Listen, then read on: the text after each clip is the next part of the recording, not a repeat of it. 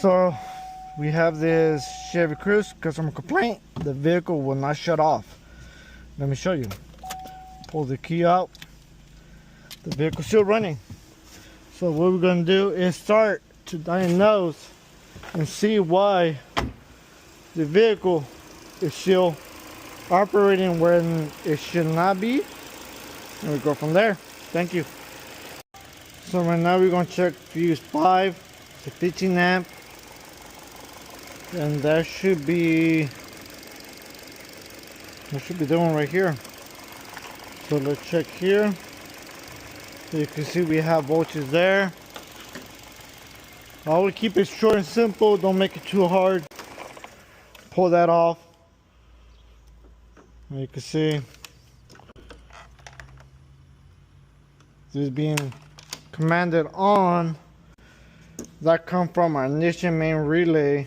We have to find out what feeds this guy and go from there.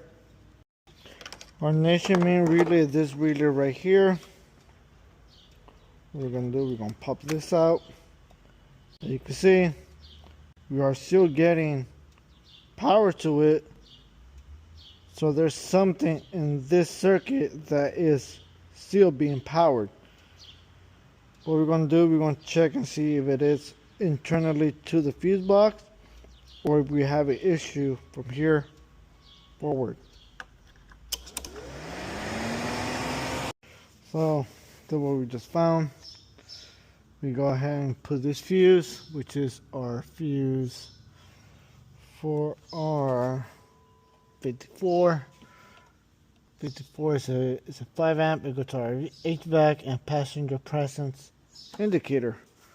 So what we're going to do is we're going to go after this connector, X200, disconnect it, and go from there. So this is a prime example why we charge for diagnosis. It's not just hooking up the scanner. As you can see on this vehicle, I did not hook up no scanner. The only thing I ended up using was just a basic test light, a meter that haven't been used, and that's about it. Again, the more important tool that you have is your brain. Without common sense and training, it's kind of hard to fix cars nowadays. Cars nowadays are not made how they used to be 20 years ago. So right now what I'm doing is I'm looking for the X200 connector. So like that I know where to go to, and I'm not wasting time.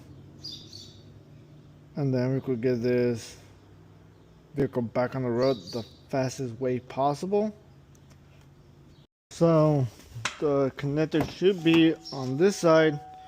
So what we're going to do is check and see if there's any corrosion and go from there. So let's do this again. Should be this one. As you can see, that is lit.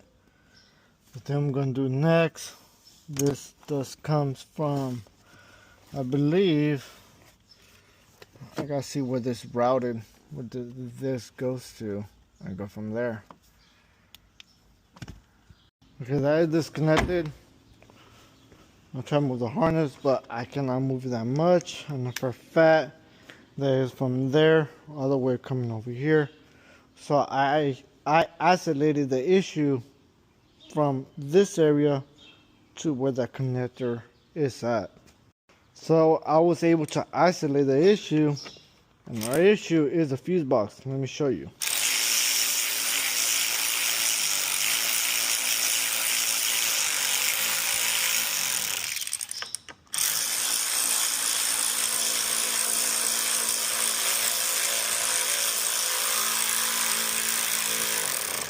You can see that lights up.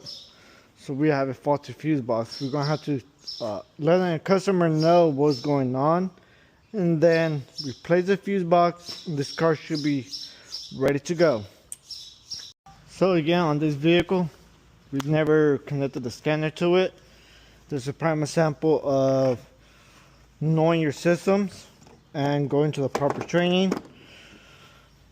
This is the reason why we are different compared to most shops, because we actually do our testing to figure out why this is going on. Again, I was able to pinpoint very accurate the issue, the problem, without any special tools. All I used was my laptop to pull for service information, and just a basic test light, and just common sense, and most of all, the proper training does help. This is a good video to why it's important to keep on training, keep on evolving. Again, there's a difference between a mechanic and a tech.